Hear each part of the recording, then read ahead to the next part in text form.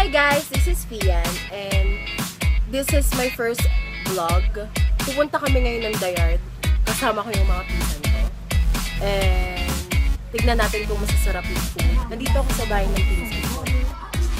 Ayun sila.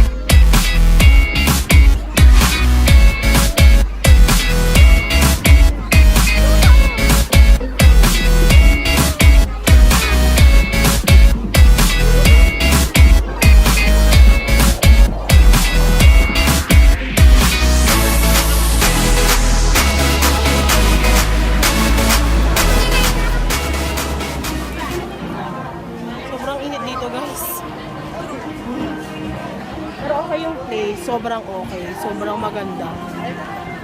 Yung mga pang tambayan lang. Ito.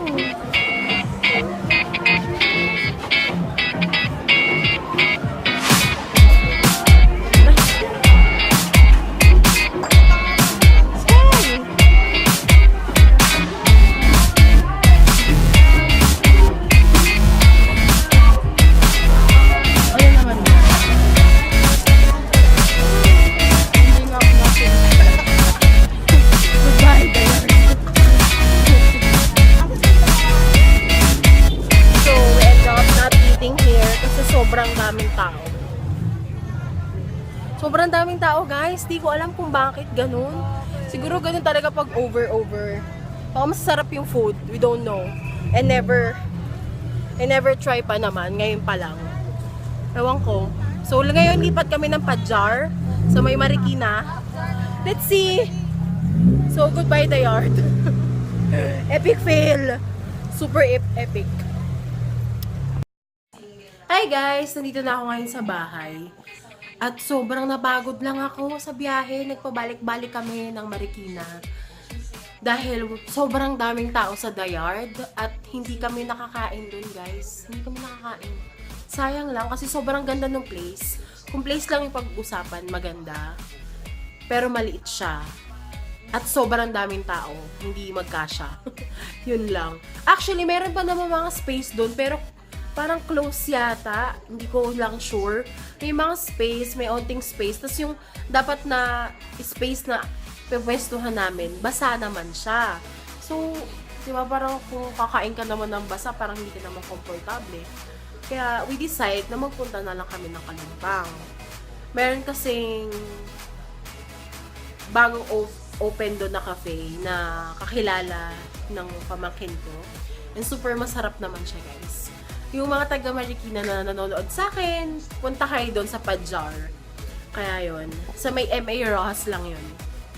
Tapos, ang tawag dito, ayun guys. Suggestion ko lang, if ever napupunta kayo ng, ng Dayard, agahan nyo guys. Kasi, sobrang daming tao. As in, sobra talaga. Kung hindi nyo agahan, latean nyo ng konti. Siguro naman mga bandang 11? Hindi ako sure kasi saglit lang din kami. Pero hindi ka na feeling ko naman makakadaan. Tapos yung mga table and chairs nila, parang siksikan, hindi, basta ganun. Suggestions lang na agahin nyo. Kaya yun guys, tapusin ko na tong vlog na to, i-close ko na. Yun lang, medyo fail lang yung pagpunta ko ng The Yard. Sayang lang guys.